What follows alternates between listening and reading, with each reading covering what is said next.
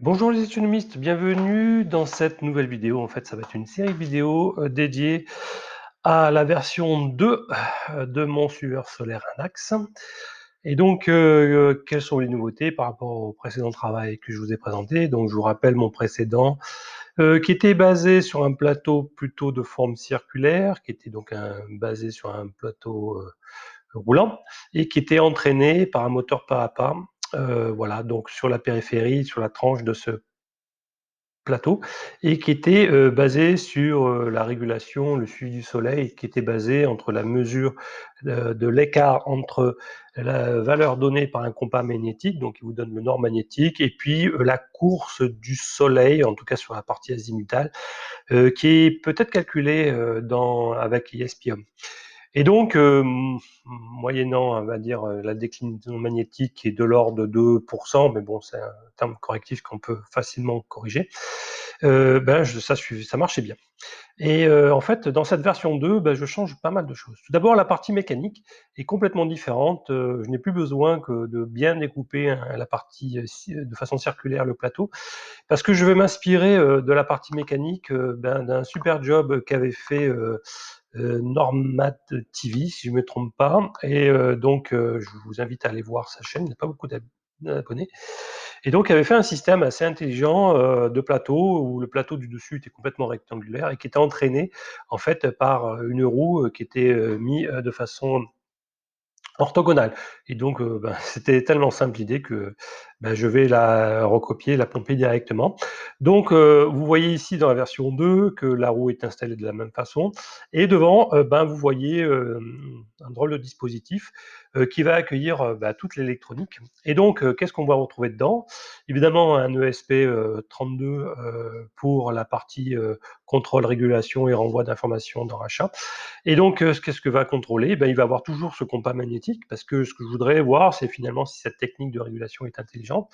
Et vous voyez ici, il y a l'adjonction de 2 panneaux solaires qui vont donc alimenter, non pas directement le SP32, mais plutôt un régulateur de charge solaire en MPPT, qui va donc recharger 3 piles lithium-ion en 18150, donc qui elles-mêmes vont fournir plutôt l'énergie à l'ESP32. Donc, les panneaux solaires vont pas seulement servir à recharger ces 3 1850, ils vont également me servir de capteur de luminosité. Et notamment, une idée, c'est que je les branche en série et donc je vais mesurer les deux tensions dans cette branche série. Et donc, indirectement, si j'ai des variations de tension sur l'un des deux panneaux, c'est que j'ai forcément un dépointage par rapport au soleil. Donc, contrairement aux vidéos que vous voyez qui utilisent les panneaux solaires, deux panneaux solaires, mais plutôt en opposition de tension jusqu'à obtenir l'équilibre, là, ils fonctionnent en, en série, et donc les tensions sont additionnées. Et donc, je ne vais pas me retrouver avec le problème que lorsque je suis très proche de la position du Soleil, donc bien calibré, finalement, je ne vais pas, avec la stratégie de les mettre en opposition de tension, donc du coup, je vais me retrouver avec une très très faible différence de tension quand je suis bien le Soleil, donc du coup, pas assez pour aller alimenter le moteur. Donc, c'est pour ça ce que je reproche à toutes ces vidéos que l'on trouve un peu sur Internet, c'est que finalement, quand on doit faire des petites corrections, la différence de tension ne sera pas assez suffisante pour la faire. Donc ça marche bien lorsqu'on a une grosse désynchronisation entre la position des panneaux et avec le soleil, donc pour retrouver, on va dire, n'importe quelle position initiale, mais après les micro-ajustements se fassent faire mal. Donc c'est pour ça que je propose plutôt d'utiliser deux panneaux en série et de mesurer les tensions, les deux tensions, un à la sortie du premier panneau et puis à la sortie du deuxième. Alors, deuxième stratégie, ce que je voudrais comparer, c'est de mettre deux capteurs de luminosité que vous voyez ici par là, dire finalement est-ce qu'on peut bien réguler là-dessus. Voilà, donc c'est aussi. Alors j'ai choisi des capteurs en I2C, j'aurais pu utiliser des photorésistances qui auraient été peut-être plus simples, mais comme j'ai mon compas qui est en I2C, je vous propose d'utiliser le même bus, deux capteurs en I2C sur le même bus. Voilà, autre nouveauté, je zappe le moteur pas à pas, d'abord qui consomme tout le temps, le driver du moteur pas à pas consomme tout le temps, c'est assez bruyant, et je vais revenir tout simplement à un bon moteur continu avec le contrôleur qui va avec. Au niveau des régulations, on je vais vous proposer 3 façons différentes. Donc toujours par la technique de l'écart azimutal entre la valeur donnée par le compas magnétique et la course du Soleil intégrée dans l'ISP-HOM. Alors, je vais également rajouter ce qu'on appelle la déclinaison magnétique, c'est-à-dire l'écart entre le nord géographique et le nord magnétique. Notre stratégie qui va être de mesurer l'écart de tension entre les 2 panneaux solaires, donc voilà. Et ça sera fait par un petit module I2C qui permet d'aller d'avoir 4 convertisseurs analogiques en I2C. Et autre approche, ça va être de mesurer l'écart de luminosité par 2 capteurs de luminosité qui se trouvent de part et d'autre. Donc 3 façons qui pourront être éventuellement combinées. Une 4e sera plutôt présentée dans la 4e vidéo qui utilisera la sonde de température. Alors ces vidéos vont être décomposées en 4 épisodes.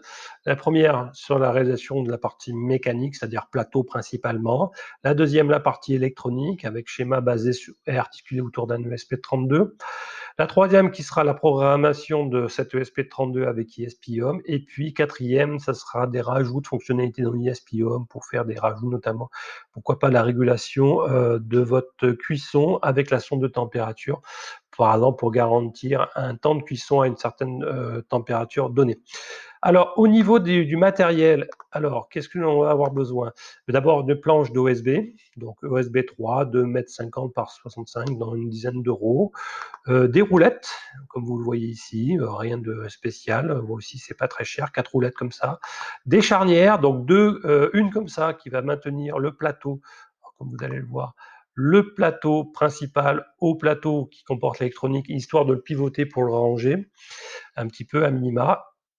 Également 2 autres charnières qui va cette fois-ci permettre de plier les panneaux, comme vous allez le voir également ici, les panneaux sont maintenus ici, puis rangés. Et qu'est-ce qu'il nous faudra aussi? Proprement parler, du plateau tournant. Donc je vais utiliser le même que Normativ, celui-ci. Donc c'est la pièce la plus chère. Vous pouvez également utiliser le plateau que je vous ai proposé dans la première version qui marche aussi bien. Il n'y a pas vraiment de souci. Voilà. Alors, on va se retrouver maintenant sur les différentes vidéos que j'ai pu capturer pendant la réalisation de ce plateau. Alors c'est assez basique, c'est assez brut, différents épisodes. Et puis voilà, donc je vous souhaite un bon visionnage de cette première partie. Donc voici la planche d'OSB 3, c'est une 2 m 5 par 68. Donc là je vais commencer à couper un premier rectangle de 85 cm de côté et puis toute la largeur. Donc qui va me servir de plateau bas, dans laquelle seront fixées 4 roulettes de chaque côté. Donc après la découpe de la planche, la pose de 4 roulettes, voilà, donc avec ce type de modèle c'est pas mal, avec des vis comme ça déborde pas. J'ai pris de la 3,5 par 20 x 4 pour chaque roulette. Et puis maintenant on va commencer à s'intéresser au plateau supérieur. Donc voilà, j'ai à peu près centré le plateau tournant. Voilà, donc je vais attacher d'abord par le bas, donc j'ai bien repéré où mettre les vis, et après il faudra percer par en dessous pour accéder aux vis du haut pour attacher le plateau du haut. Alors j'attache ça et je vous montre après. Voilà, le plateau tournant est installé, et après vous faites un petit trou à la verticale. Bon, alors moi je l'ai mis sur la diagonale, peu importe. Il va falloir percer évidemment un trou plus grand que la tête de vis. Donc là, c'est à peu près des trucs comme ça, afin de les passer par en dessous et d'accéder ici, par le dessous. Voilà, et après, on mettra les 4 vis en faisant tourner le plateau du dessus, une par une. Voilà, le trou est percé, et je vais pouvoir donc passer la vis par en dessous, donc je vais retourner le plateau. Autre remarque importante, je ne sais pas si vous avez noté, j'ai mis la facette avec, on va dire, la numérotation. En fait, c'est la facette la plus rugueuse. Pourquoi? Parce que la roue va rouler dessus, et donc par rapport à l'autre face, c'est certainement la roue va mieux accrocher sur cette face là. Voilà, donc petit détail, bon, c'est pas d'énormes différences, mais vous aurez un peu plus d'adhérence comme ça. Alors le démarrage est un peu délicat. Ce que je vous conseille, c'est de centrer le plateau du bas, voilà, à peu près avec les repères que vous avez fait, et avec un tournevis un peu pointu, passer le tournevis et marquer le plateau du bas, voilà.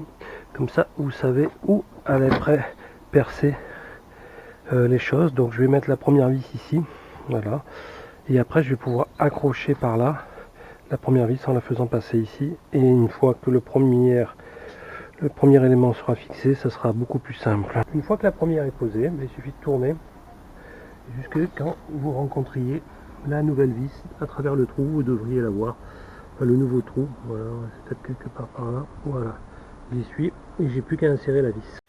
Bon, voici l'assemblage des deux plateaux l'un sur l'autre, d'accord, donc on voit bien que ça tourne bien avec à peu près, hein.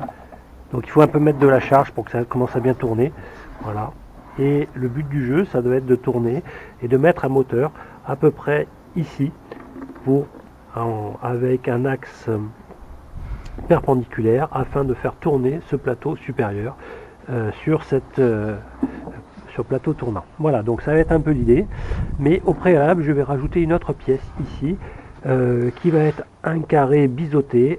Vous allez comprendre pourquoi, et en tout cas la taille de ce panneau biseauté va être proportionnelle indirectement à la taille des deux panneaux solaires en quadrature que vous allez installer. Alors avec le bout de planche qui reste, je vais faire une troisième pièce.